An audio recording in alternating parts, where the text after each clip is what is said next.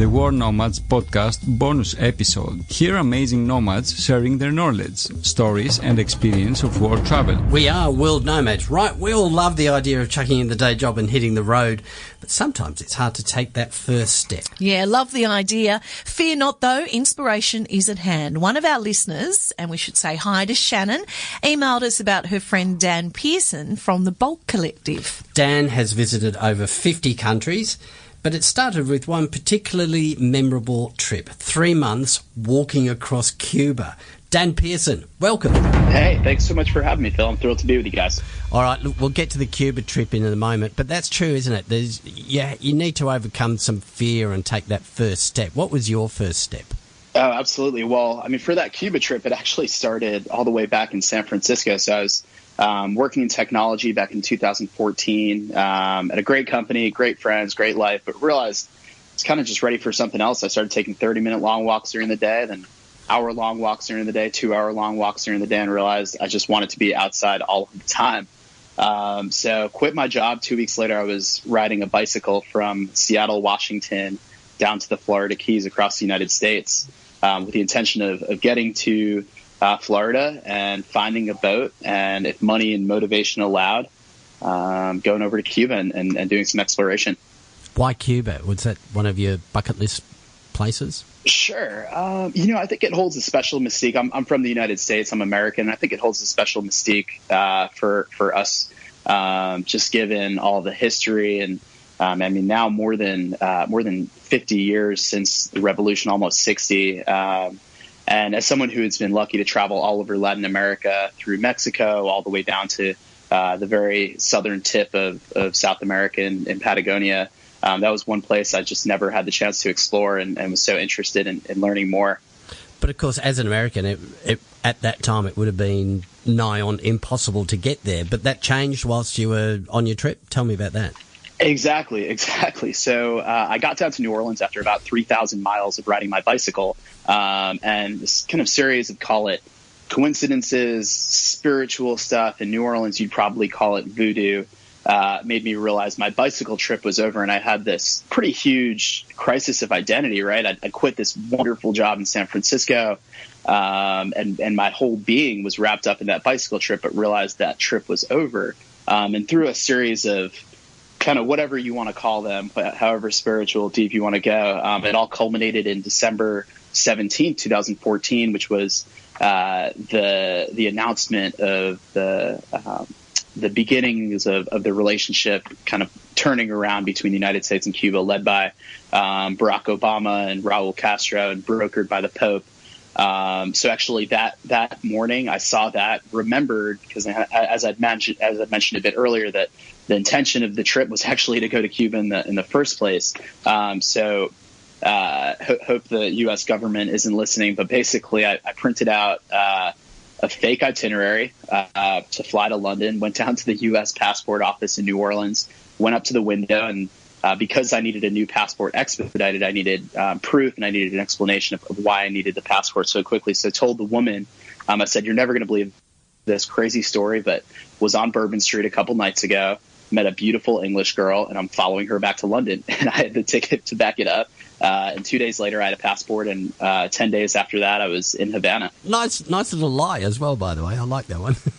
Yeah, I'd like to call that a white lie. That's one of those white lies. That's what we call it. So tell me your first impressions of Havana. I mean, it's a really spectacular, magical city that I would compare in many ways actually to New Orleans, which is a place that I lived for so long. There was that kind of almost mystical connection going from New Orleans to Havana. Both have such heavy African influence, and were both major slave ports during the time of slavery. And that African influence is just everywhere in the music and the dance and the art. And it's really, I mean, it's I could spend, I think, 30 years in Cuba, and I might just be as turned around as when I got there that day, because there's just so much to learn and so much to see, and so many different perspectives to take into account to really try to get to the bottom of of everything that's happened there in the past 60 years. So was that part of your motivation for saying, right, I'm going to see as much of it as I can, I'm going to walk across the entire country? Yeah, so I'd been on, it's funny, I'd been on that bicycle trip, just had this urge to kind of slow down even further. So you can imagine traveling at 7 or 8 miles or 13 or 14 kilometers an hour, and then having just an urge to even slow it down further. And there were some logistics around getting my bike down there that seemed pretty challenging. And then I don't know if some of the folks out there have seen that movie with Reese Witherspoon called Wild. That's about her trek through the Sierra Nevada on the Pacific Crest Trail. But saw that, and in the kind of 10 days in between ending my bike tour and starting that walk, I was just like, you know what, I'll just walk. Which turned out to have its own set of unique challenges, but also obviously just so fulfilling. What were the challenges? So, I mean, carrying enough food, enough water. I mean, in a lot of places outside of Havana, Cuba, while everyone has enough, that's something that's obvious. Everyone has enough in Cuba. That doesn't necessarily mean there's enough to share somebody coming to a small town at night and looking for food. So always making sure to carry food. I mean, I got caught out without water. At one point, I'd been walking along the coast for about 35 miles in pretty much completely empty country. And I ran out of water, and I was honestly at that point delirious, and there just off in the distance, almost a mirage appeared. And it was this guy on horseback, and he came towards me, looking at me like I was absolutely insane. A white guy kind of sweating profusely with a backpack on, walking across the middle of Cuba. And he was so gracious. He took my water bottle, this massive water bottle, and galloped off into the distance, filled it up with ice cold, literally ice chunks, in the most like pure water, and brought it back to me. And I mean, pretty much saved my life. A lot of us can identify with that culture of adventure travel, whether that's something like bicycle touring, or whether that's bungee jumping, or whether that's whitewater rafting. Cuba just doesn't really have any of that culture for a lot of different reasons. I mean, there just isn't really opportunity in a lot of cases to engage in that kind of stuff. Folks are busy working and kind of, but also the overriding Cuban sentiment is towards this collective social outlook towards the group, or towards the what you call like a pueblo, like the people themselves. So there's kind of an aversion to risk, which was where I ended up getting into a little bit of trouble, because there just wasn't, particularly on the official side of things with the Cuban police, there weren't really, they didn't really understand what I was getting up to.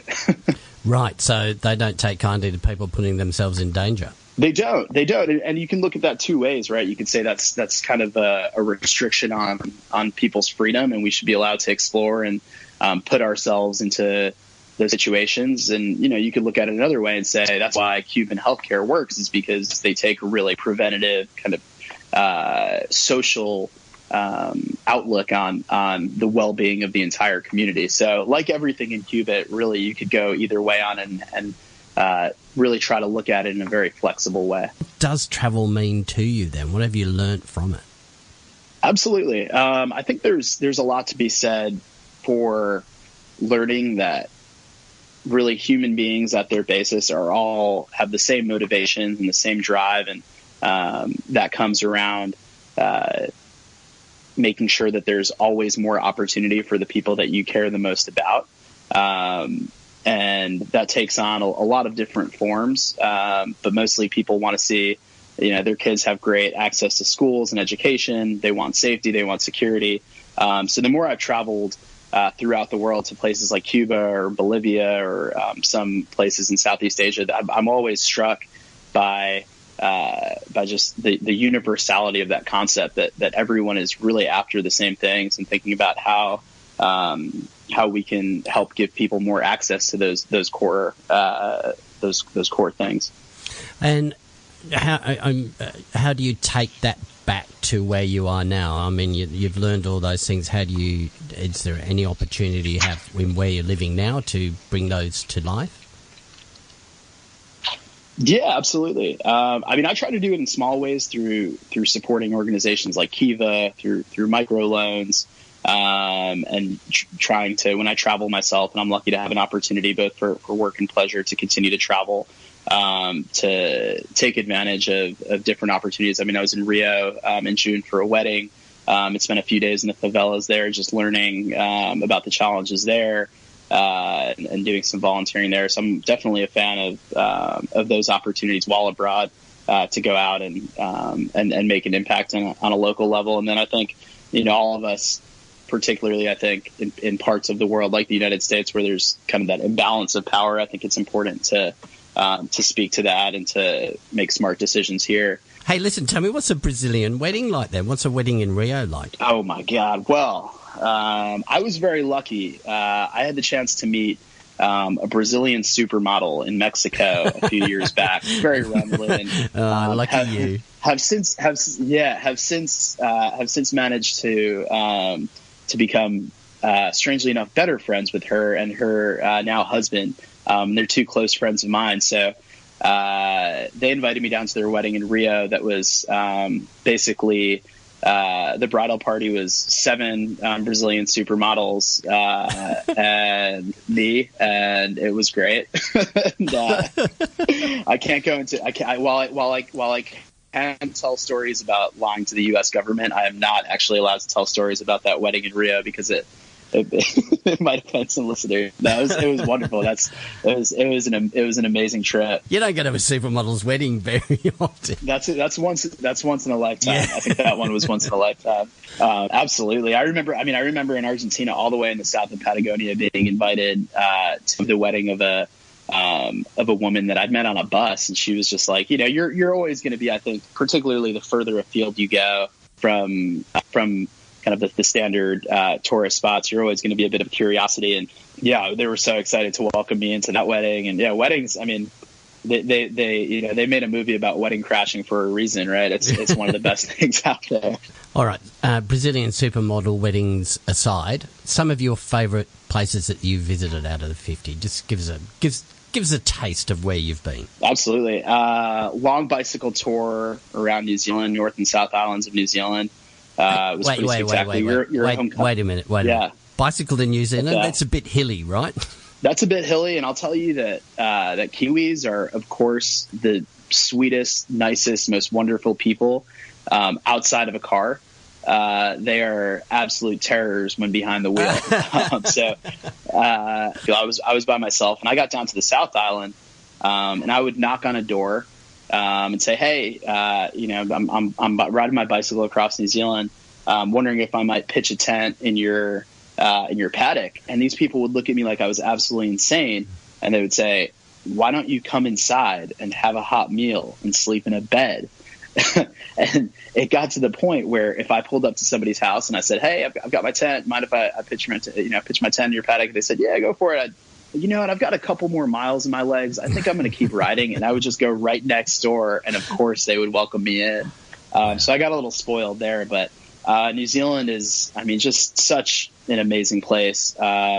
Mexico, I've now been lucky to spend probably a couple years total in Mexico, traveling throughout Mexico. The just sheer range of different cultures in Mexico. That's something I didn't really know existed, but across food and art and language and temperament, there are so many different, and of course geography and what the landscape actually looks like. Mexico is just as diverse as the United States. So Oaxaca in particular, down on the coast of Oaxaca, there's a town called Mazunte, which where I lived for about 6 months, and that is just paradise on earth. To me, it's the last place in Mexico that really is not overdeveloped and yet still has just the most spectacular landscapes and beaches. So I love Mexico. Southeast Asia for like a beach vacation, you can't really beat just hanging out on the beach in Thailand or Indonesia. Your part of the world, Australia, when I was 18, did that whole kind of East Coast route. I don't think I could survive that at 31, but maybe I'm selling myself short, and I should give it a shot and try to relive my earlier glory days. Hey, listen, look, you've been generous enough to give me your time here, so here's my opportunity to give a little bit back to you. Do you want to talk about the Bulk Collective? What's that about? How can we help out? Oh, cool. Yeah, sure. So that's a new company that I started last year. The basic idea, you bring a community of like-minded explorers together, and you use their collective purchasing power, so pool their resources to unlock travel experiences. So a great example of that, in January, we were down in the British Virgin Islands, and I'd been on the phone with these charter companies saying, hey, we want to rent 4 catamarans. We're looking for a 40% volume discount, which takes something that normally would cost a couple $1,000 US per person, makes it more like $1,200, and just opens those kinds of exclusive experiences up to more people. So I think of it as kind of like group travel for people who hate group travel, because nothing is mandatory. It's all optional, and hopefully provides kind of a framework for personal growth and folks to meet new lifelong friends. And how long's that been going? I mean, you've done the BVI. You've had other trips as well? Yeah. So the first Bolt experience was down in Oaxaca over New Year's. So brought folks down to that town that I lived in for 6 months. We rented out this entire compound of treehouse villas. And every day there's just an optional piece of programming, whether it's folks jumping into a temescal, which is the native sweat lodge, and having a ceremony. Another day we chartered a boat and went whale watching out to a private beach. New Year's Eve dinner right there on the beach in town. So really trying to bring a sense of, apart from bringing amazing people to amazing places, like really trying to bring like a sense of design and make these experiences really thoughtful, and kind of the adjectives that come to mind are unexpected, delightful, really thoughtful. So we've done 3 of them now. Oaxaca, we were down in the British Virgin Islands with our fleet of catamarans, which was also spectacular. Or maybe that's not quite the right word, but just a really amazing, important time to be there in the wake of Irma and Maria, the hurricanes that came through back in August and September, and just seeing the resilience of the Caribbean people and folks living down in the Caribbean. They're rebuilding, and they're there to stay. How can people make contact with the Bolt Collective then? Sure. We're just at www.boltcollective.co. Or you can type in Bolt Collective. It'll come up with our Instagram, Twitter, website. I think, we're looking for people. It's a bit of a different community in that we're organized around things like adaptability, adventurousness, curiousness. Are people just generally really nice people? So those are the kind of folks that we're trying to attract, and that we have a bit of an interview process for. So if that sounds like it's up your alley, and folks are thinking maybe any of those experiences kind of pique their interest, we're pretty easy to find out there on the internet. Dan, thanks very much, mate. You are an amazing nomad. Thank you so much for spending some time to tell us about some of your travels. Hey, cheers, Phil. Hope to see you in Australia soon. We will have a link to the Bolt Collective in show notes. And by the way, Dan's professional background is in the production of events for brands like Airbnb and the Rockefeller Foundation. He's also the creator of Subway Sets, a sold-out concert series bringing New York's best underground musicians up to rooftops above the city. Love that. Yes, please. If you know an amazing nomad we should feature, email us, podcast@worldnomads.com. You can find our bonus episodes alongside the World Nomads podcast on iTunes. Amazing Nomads. Be inspired.